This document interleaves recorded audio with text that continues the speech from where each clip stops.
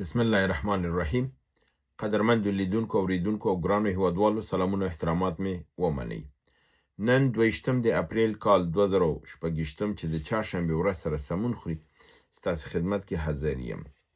د نن ورځې موضوعات ټول نړیوال دي او په دې کې ډیر مهم ټکي دي چې ممکن دا ادعا کولی شم چې دې کې بعضې شیان چې زه وایم تاسو په افغاني میډیا کې د اقل لاسته شاید رانشي، ځکه چې زه د غربي میډیا دغې نه مې اخیستې دي، ترجمه کړي مې دي او تاسو سره شریکوم. تاسو معلومه چې ډیر افغانان غربي میډیا نه ګوري او دغه معلومات نه ترلاسه کوي. نو هیله ده چې دا برنامه را سره تر اخره وګورئ. دې کې مهم ټکي دي. د امریکا کې د اردو ودرېدنه د ډونالد ټرمپ په مقابل کې حتی ممکن دا ده که چېرته ډونالد ټرمپ قدم غلط اوچت کړي د نظامي کودتا امکانات شته. دا یو خبره ده. د تایوان محاصره کول د چین په ذریعه باندې دا بله غټه خبر ده. او په آخر کې به په دې باندې تبصره وکړو چې دوستانو رانه غوښتي چې محقق کوم غلطې خبرې کړي دي په هغې باندې یو تبصره ویلی وشي. دا به ډېره ښه چې اگر چې بعضې دوستانو دا وویل چې په ډیورنډ کرښه باندې یو برنامه که وشي دا به ډېره ښه. خو د ډیورنډ کرښې باندې ما برنامې ډېرې کړي دي. دا به تکرار دی، تکرار احسن وي. خو خیر دوستان که خواري وکړي زما چینلونو ته لاړ شي، پخوانۍ برنامې موجودې دي، کولی شي ډیورنډ په کرښه باندې زما مکمل حتی لیکچرونه موجود دي، 2 ساعته 2.5 ساعته ما خبرې کړي دي. دی کولی شي چې هغې نه استفاده وکړي. راځم دې ته چې څرنګه چې تاسو معلومه ده د ایران او د امریکې ترمنځ د مذاکراتو مسله لا تر اوسه حل نه ده او اوس هم دا لا معلومه نه ده چې واقعا دوی به وشي کولی سره کینی که کینني. خبرونه زه نقیص ډېر زیات را روان دي چې ایران وخت غوښتی دی او ډونالد ټرمپ وخت ورکړی دی. بل خبر دا دی چې دواړو هیئتونو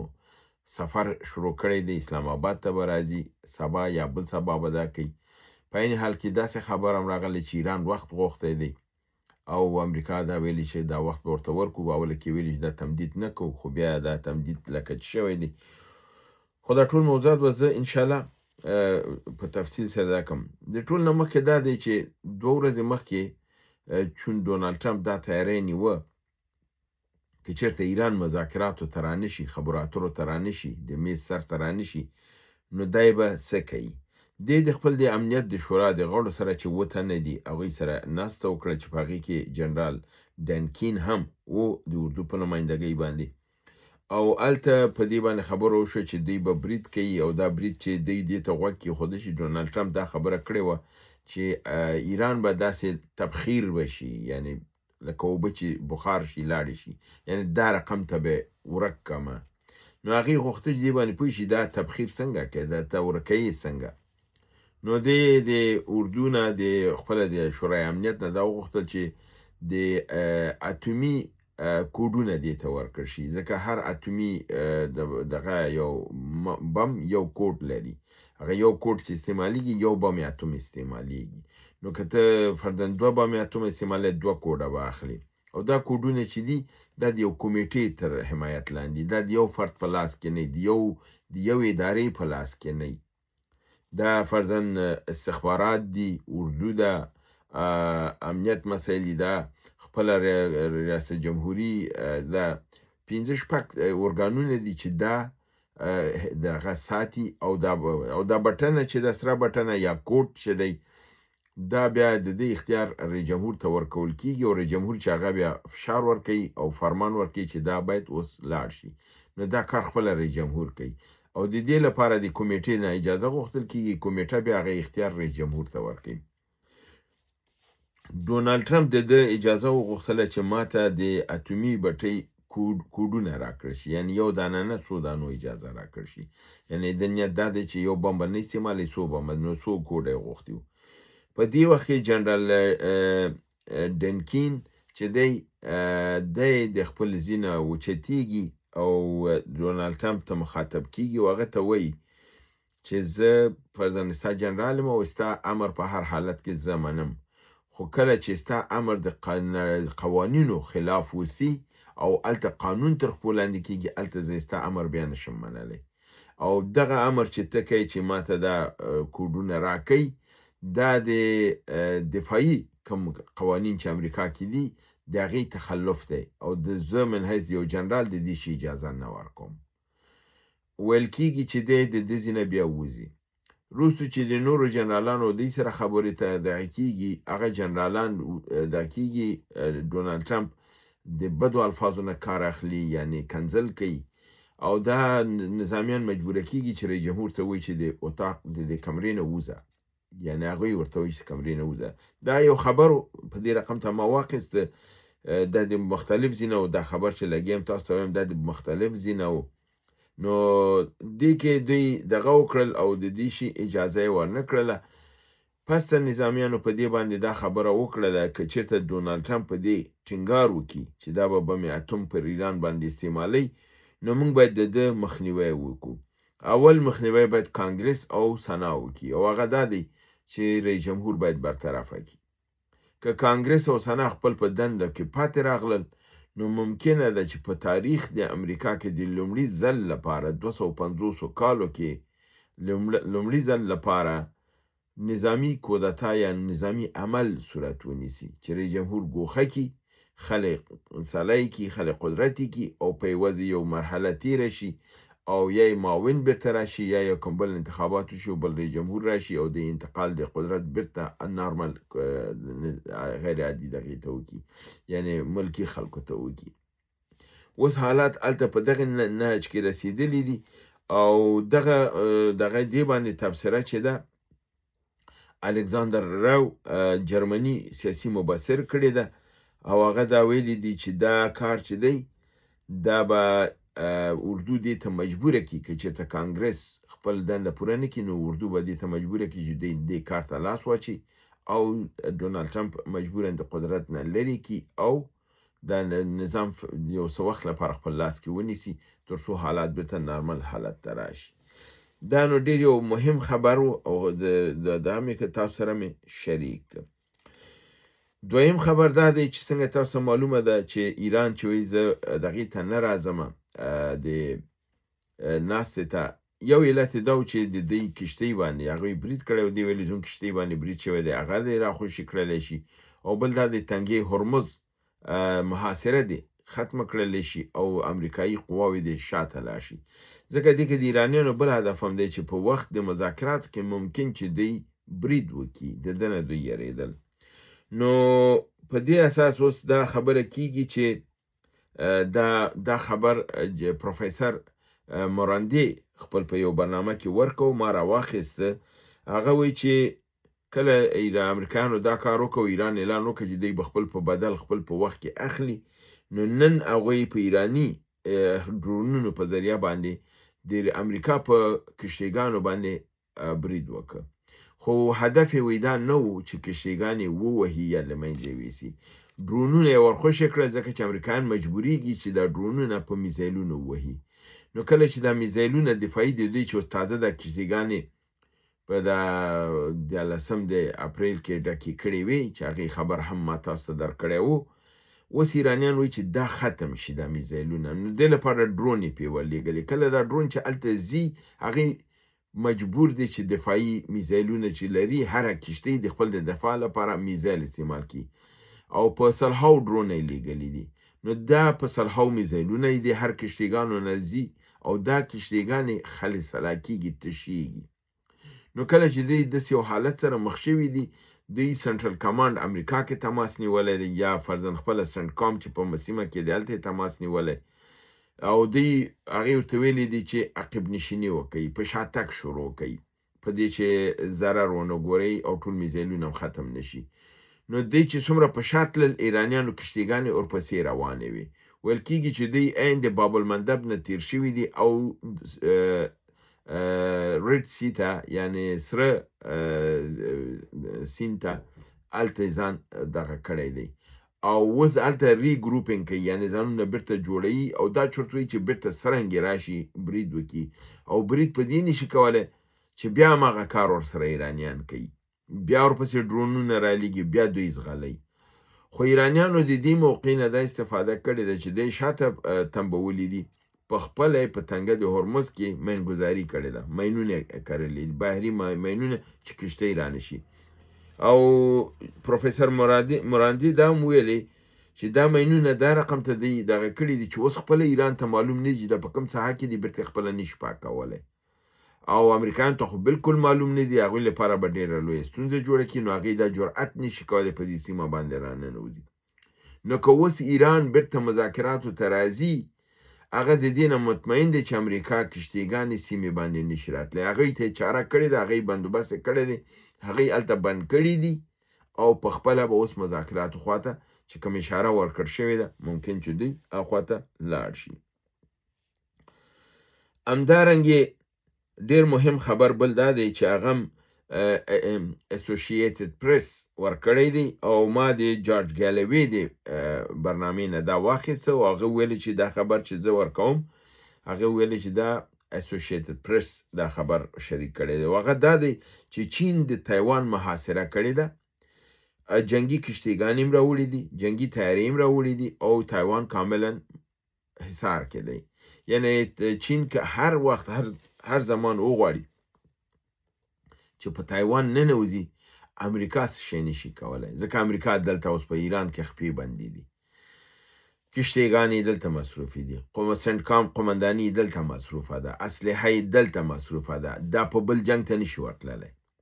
او کېدای شي چینایان د دې موقع نه استفاده وکړي او په تایوان باندې ورننوځي، ځکه چې که محاصره یې کړې ده، محاصره خو هسې یې نه ده کړې که نه، خو حتما یو څه پلان لري چې دا محاصره یې کړې ده، او دا به په هغې باندې ورننوځي.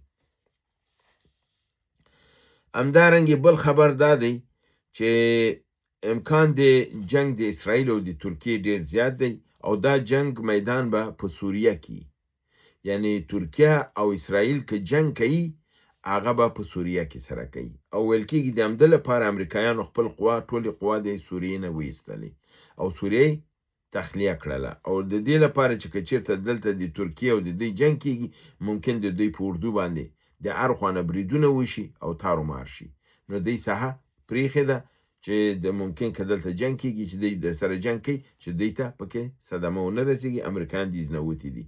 امریکایانو نه خو امارات متحده هم وغوښتل چې نور زموږ پیګان نه ده په کاره لاړ شه، او سعودي هم چې دی پاکستاني قوې راوستلې او د چین سره یې خبرې وکړې، نو هغه خبر چې ما تاسو کولی چې ورو ورو امریکا د سیمې نه وځي، او که سوریې نه دی ووتله او سوریه کې جنګ وشو او ایران په سوریې باندې ورننوځي، نو دا پیشبیني ما تاسو کړې وه چې ایران به سوریه نیسي، دا د تاسو سره بیا هم نوټي چې ایران به په سوریې باندې ورځي، خو دا میدان ورته جوړ شوی دی. آخري خبر دا دی چې د نړیوال خبرونو نه آخري خبر دا دی چې ټرمپ د اوربند د تمدید لپاره ایران ته ویلي وخت ورکوي، ځکه چې پرون یې ویلي چې وخت نه ورکوم، سیده بریدونه کوم، خو اوس وایي چې ما ته عاصم منیر او شهباز شریف زنګ وهلی او لږ وخت یې وغوښته، او کېدای شي د دې وخت دغه دا شي چې بنګه په دغه کې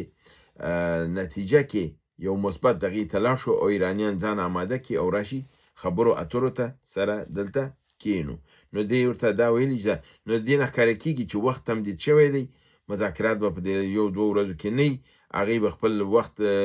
تصمیم به ونیسي، بیا به اعلان وکړي او بیا به راځي، ممکن چې تصمیم زر ونیسي، ممکن تصمیم ځنډ ونیسي، خو تر هغې پورې ډونالډ ټرمپ ویلي دی چې دوی مذاکرات نه شروع شوي، موږ تنګه د هرمز نه ازادوو او نه یې پرېږدو، نو که هغسې بیا خو زه فکر کوم چې مذاکرات به بیا وځنډېږي، نو ممکن چې امریکا په همدا چې په شا یې تنبولې ده او سیمه یې خالي کړې ده، دوی به همالته شا وتنبوي، دلته بمونه به دغه شي، بیا به ایران راشي مذاکرات. راځم آخري بخش د خپل د برنامې د خبرو ته چې د محقق یعنی د ایران هغه زوړ جاسوس چې په 40 کاله خپل د خلکو او د ملت په سر باندې پیسې واخیستلې وې خوړلې، په دغه جمهوریت کې چې د ګوند په حیث باندې په د حامد کرزي نه د وزارت په حساب ځان ته برخه درلودله، چې د ده په سهم کې فکر کوم وزارت مخابرات رسېدلی و، او هغه وزیر چې ده معرفي کړی و، د هغې وزیر نه ده په $1,000,000 غوښتي چې ماته به د میاشتې راکوي، او دا د هغې وزارت ویاند رحیمي خپل په صفحه کې دا لیکي چې دی غټ غل دی او دی د وزیر چې مداکو د وزیر نه به $1,000,000 غوښتل او هغه وزیر وی دا پیسې نشو پوره کولی نو هغې ویلو چې دا دومره نشم پوره کولی دغه $1,00,000 د میاشتې درته پوره کوم نو بیا یې وی $1,00,000 د میاشتې به ده پوره کولی او د محقق ته یې ورکولی داسې غله داسې بې هغه شرف باختگان ورته وی په فارسي کې شرف بایلونکي انسانان چې شرف و عزت نه لري راځي خپل دین او عزت او ناموس چې په نورو باندې وطن خرڅ کړی دی نن راځي یو ځل بیا خپل په تاریخي برم باندې خبرې کوي او خپل خاوره خپل حصه پاکستان ته بخي خپل د ځان نه بخي کنه خپل خو په کلی کې موږ ته معلومه چې خرکارم نه ودی خو د جهاد د برکته غلاګانو باندې شروع وکړه غلا یې وکړله ځانونه یې رهبران کړل خپل ملتونه یې تباه کړل اوس د ایران د غلامۍ نه اوس خلاصیږي اوس د پاکستان غلامۍ ته لګیا دي لکۍ خوځوي په دې کې دی یوازې نه دی په دې کې هغه جنایتکاران ټول شامل دي چې د دې خاورې د اوبو نه د غذا نه تغذیه شول په دلته نوم او عزت ځان ته پیدا کړ د دې په نوم باندې د افغانستان په نوم باندې خارج کې ځان ته ځایونه پیدا کړل پارلمان غړي وزیرانو معینانو ویاندانو دغه لوی مقامونو اما ډیر به شرمانه خپل د خاورې نه تیریږي و منګه د ډیورن کرخه په رسمیت پیژنو او دا د پاکستان د ایسا یو اجنډا ده چې د دې ایجنټانو په ذریعہ باندې پیاده کوي او په دې کې یو تنم نه دی دې کې تاسو معلومه ده د پخوانی وزیر د اطلاعات او کلتور سرپرست وزیرو په نامه د طاهر ظهیر د پرون ډیر جنایتکارانه خبرې کړې دي د خو داسې ښکاره کړه چې هر پښتون رهبر دا امضا کړی دی دغه ډیورن کرښه در حال چې عبدالرحمن خان په خپله نه ده امضا کړی ده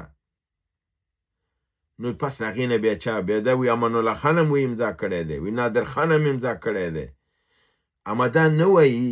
چې په 1949 کې د افغانستان لوی جرګې څه شی فیصله وکړله هغه دا ټول قراردادونه فسخه اعلان کړل او ویل چې دا زمونږ لا ينفک خاوره ده او دا به موږ اخلو خپل نړیوال قوانینو ته توجه نه کوي چې نړیوال قوانین څه وایي نړیوال قوانین دا وایي په 1980 کنوانسیون چې وشو په بین المللي قراردادونو باندې او هغه ځمکې چې د جنگ یا د کالونۍ په وخت کې انتقال شوي هغه اعتبار نه لري او بیرته باید د اصلي مالکینو ته ورکړل شي نو دا خو هغه وخت کې دا ځمکه ورکړل شوې وه چې د افغانستان د خلکو رضایت نه و غوښتل شوی او په خپله د کالوني په شکل کې دا هلته ورکړل شوی وه بیا نیلوفر ابراهیمي د پارلمان یعنی دومره غدار خلک دي دومره خاین دي بیا چې خبره شي پښتانه ولې مطلق العنان دي پښتون په دې خوره سر ورکوي قرباني ورکوي بیا همدغه رقم ته امتیازات هم اخلي تاسو خو لګیاسې خپل دین و عزت و ناموس خرڅوئ کنه او شرم هم نه لرئ شرمېږئ نه طالب غلام پاکستان است اوس خو تو غلام پاکستان هستی ته خپله غلام د پاکستان یې اوس کنه او شرمېږم نه یو دی په نامه د استاد شاکر حیات استاد او دومره ټیټه سطحه دونه ټیټه سویه نو زه به د کم یو نوم تاسو واخلم مجیب الرحمن رحیمي ته یې وګوره هغه دغلته په لندن کې پیزا ډیلیوري کوله لاړه د انګلیسانو جاسوس شو $15,000 یې ورته معاش تعیین که هلته جاسوسي کوله هغه اوس راځي د ډیورن کرښه بخي دا دی د خان بچی دا دی د خان بچی افغانستان خوره بخي بل چاته دا خاون لري دا خوره ته ومنې ونه منې دا خوره خاون لري او هغه با همته با غیرته خلک دي کله چې د خاورې د عزت خبرې قرباني ورکوي دا 20 کاله د امریکا په مقابل کې قرباني ورکړله اوس د پاکستان په مقابل کې قرباني ورکوي همدا اوس د هغه د ډیورن د خلک لګیا دي قرباني ورکوي د دې خاورې دپاره افغانستان لا نه ورکوي هغې ورکوي او ته پاسېږي د هغې په قربانۍ باندې خاوره اچې او د هغې ته بخي دا یو لوی جنایت دی چې کوي بیا وایي چې دا نړیوال دغه منلې د ملګرو ملتونو د افغانستان حدود کله تثبیت کړي دي یا منلي دي هغه خو دولت په رسمیت پیژندلی دی دغه فعلي افغانستان دولت په رسمیت پیژندلی هغه د سرحدي تنازعاتو کې ملګرو ملتونو کې مداخله نه لري او په دې بابت کې په شیطان انټرنیشنل کې ډاکټر ملک ستیز ډیر یو ښه تبصره وکړه ډیره ښکلې تبصره یې وکړله حقوقي تبصره یې وکړله ډیره پرمانه تبصره یې وکړله او وی ویلې چې دا ملګرو ملتونو په رسمیت نه ده پیژندلې دا نقشه دا سرحدات رسمي او بین المللي نه دي او د کې ملګرو ملتونو د مداخلې کوم حق هم نه لري چې زه هم من حیث شاګرد د نړیوالو قوانینو د استاد ملک ستیز دا خبره تاییدوم او دا بالکل صحیح خبره ده دا سرحدات بین المللي نه دي دا افغانستان هر نظام ویلی دي چې دا د ډیورن کرخه ده او دا کرخه اوس نه ده د پاکستان د خلقت نه مخکې ده او د دې 132 کاله کې نو دا مهم دغه نو دغه پروپاګاندا چې پاکستان د دې جنایتکارانو په ذریعہ باندې چې شرم او حیا نه لري شرف او عزت نه لري بیا سبا چې نظام شي ولا همگیر نظام جور کنن که بر امام سهم ما برسه نور سهم نشته دی څوک چې دې خاورې ته قرباني ورکوي هغه به په نظام کې څوک چې د دې خاورې شرف او عزت خرڅوي که هغه پښتون که تاجک که هزاره که ازبک هغه ځای نه لري دا نه دی چې تنه تاجک او هزاره به نه چې پښتون هم خاین هغه به هم ځای نه لري یو خاین به ځای نه لري او څوک په دې خاوره سر ورکوي دې خاوره کې رئیس جمهور کېدیم شي صدر اعظم کېدیم شي وزیر کېدیم شي د مور او پلار خاوره ده حق دی هر څه کولی شي نو دا زما خپل هغه سی خبره چې تاسو مانه غوښتنه کړې و مې کړې هیله ده برنامه وګورئ خوا کې دوستان سره شریکه کړئ تر بل برنامې ستاسو حضور ته حاضرېږم تاسو په لوی پروردګار د عالمیانو سپارم وما علینا الا البلاغ